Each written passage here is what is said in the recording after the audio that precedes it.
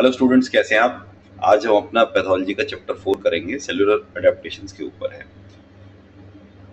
Conceptual chapter है और easy तरीके से मैं आपको करवा दूंगा। सेलुलर अडेप्टेशंस क्या होते हैं, इसकी डेफिनेशन देख लेते हैं। Cellular adaptations are reversible function and structural changes in response to increase and decrease demand stress.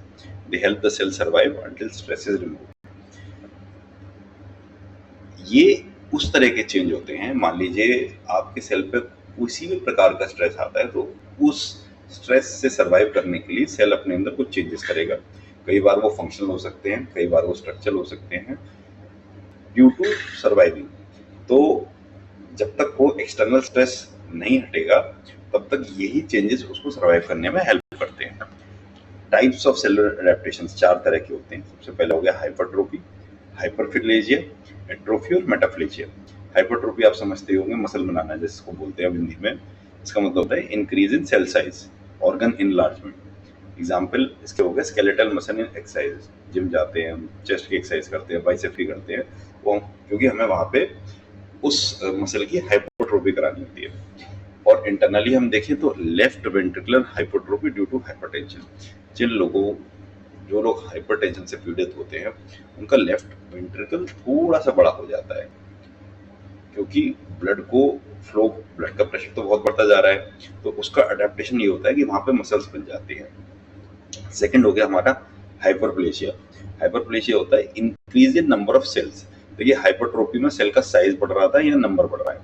इसका एग्जाम्पल है endometrial hyperplasia due to oestrogen.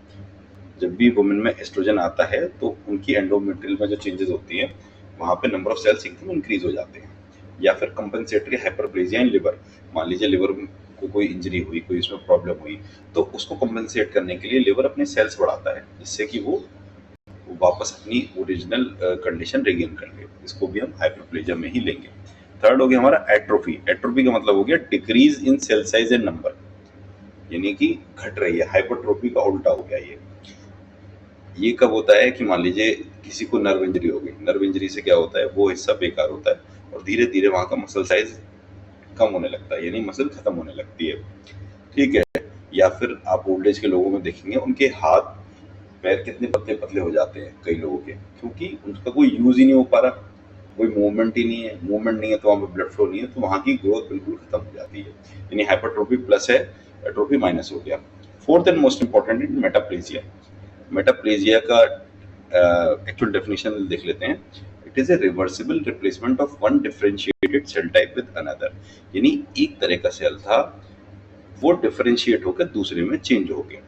किस वजह से? जैसे मान लीजिए कोई चेन स्मोकर है, बहुत ज्यादा स्मोक करता है, तो उसके रेस्पिरेटरी ट्रैक में कॉलमनर एपिथेलियम से स्क्वैमस बन जाती है। कॉलमनर में क्या होता है, एपिथेलियम जो हमने हिस्टोलॉजी में पढ़ा था उसमें कॉलम शेप्ड होता है जब हम उसको स्लाइड में देखते हैं। और स्क्वैमस वो उस तरीके का होता है जो हमारे रोड के साइड में पाथवे बने होते हैं रेक्टेंगल ईंटों का, तो वो कॉलमनर से स्क्वैमस चेंज हो जाता है, अडेप्ट कर लेता है।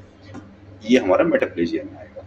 या बैरेट्स इसोफेगस देख लेते हैं, वहां पे स्क्वैमस से कॉलमनर बनता है। कॉजेस क्या हैं, ये अडेप्टेशन क्यों रहे हैं? एक तो हो गया इंक्रीज फंक्शनल डिमांड। मान लीजिए आपने एक्सरसाइज करी, अब आप डेली बेंच प्रेस मार रहे हैं तो आपकी चेस्ट ग्रो करेगी करेगी, क्योंकि वहां पर रिक्वायरमेंट है। उसको समझ में आ गया कि भाई यहाँ तो मुझे नीड है, यहाँ पे अपनी मसल इंक्रीज करो। सेकंड हो गया हार्मोनल स्टिमुलेशन। जैसे विमेन में एस्ट्रोजन जब आता है तो उसकी वजह से एंडोमेट्रियल हाइपरप्लेजिया होता है। थर्ड हो गया एट्रोफी क्यों होगा? मान लीजिए कोई वर्कलोड ही नहीं है, किसी चीज की जरूरत ही नहीं है, तो बॉडी वहां पे ग्रोथ ही नहीं करती।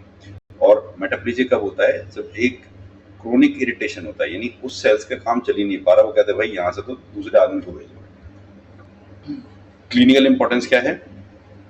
अडेप्टेशन ये शो करते हैं कि सेल्स स्ट्रेस से कैसे कोप अप करते हैं। और न्यूप्लेजिया क्या होता है? जब स्ट्रेस खत्म ही नहीं हुआ, परसिस्टेंट स्ट्रेस है किसी भी वजह से, तो उसकी वजह से जो इंजरी हो जाती है वो इरिवर्सिबल हो जाती है, यानी कि अब वो वैसे ही रहेगी। इसको न्यूप्लेजिया कहते हैं। फिर मेटाप्लेजिया क्या है? Metaplasia is a risk factor for malignancy.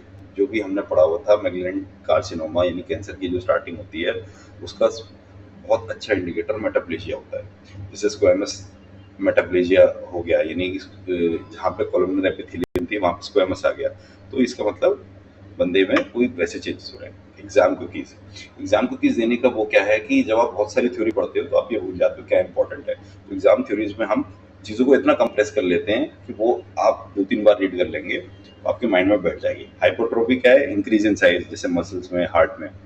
Hyperplasia क्या है? इंक्रीज इन नंबर है, एंडोमेट्रियम में हो गया, लिवर रीजनरेशन में हो गया। एट्रोफी क्या है? Decrease in size and number, मान लीजिए कोई चीज डिस्यूज हो गई, इस्चीमिया हो गया, एजिंग हो गई। Metaplasia, one cell type replace by another, जैसे रेस्पिरेटरी ट्रैक्ट ऑफ स्मोकर्स। अच्छा, सबने टेबल में हम इसको एक बार और देख लेंगे। हाइपरट्रोफी होती है इंक्रीज इन सेल साइज, और इसका एग्जांपल है लेफ्ट वेंट्रिकुलर हाइपरट्रोफी इन हाइपरटेंशन। जब भी आप एग्जांपल लिखेंगे, अगर आप पूरा लिख के आएंगे तो उससे एग्जामिनर पे एक बहुत अच्छा असर आता है। हाइपरप्लेशिया क्या है? Increase in number of cells. Endometrial hyperplasia, liver regeneration. फिर आ गया एट्रोफी मेटाप्लेजिया, ये हमने देख ही लिया, और वही सब है, इसमें सारा रिपीट ही हो रहा है। यहीं पे इस चैप्टर को खत्म करते हैं, और छोटा चैप्टर था, जल्दी हो गया।